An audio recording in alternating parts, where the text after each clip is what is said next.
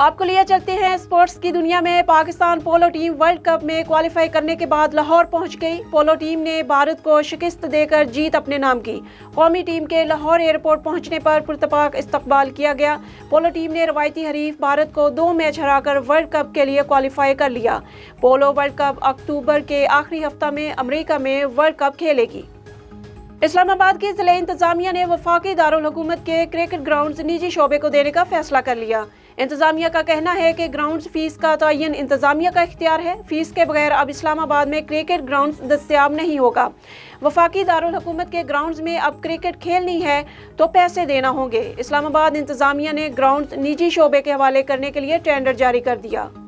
Over 60 cricket world cup کے semi final میں Pakistan Australia کو شکست دے کر فائنل میں پہنچ گیا۔ آسٹریلیا میں جاری اوور 60 کرکٹ ورلڈ کپ میں پاکستان نے سیمی فائنل میں آسٹریلیا کو 1 وکٹ سے شکست دی۔ آسٹریلیا نے پہلے کھیلتے ہوئے 6 وکٹ پر 215 رنز بنائے تھے۔ پاکستان نے 216 رنز کا ہدف 2 گیندوں قبل 9 وکٹ پر حاصل کر لیا۔ فائنل میں پاکستان کا مقابلہ بدھ کو نیوزی لینڈ سے ہوگا۔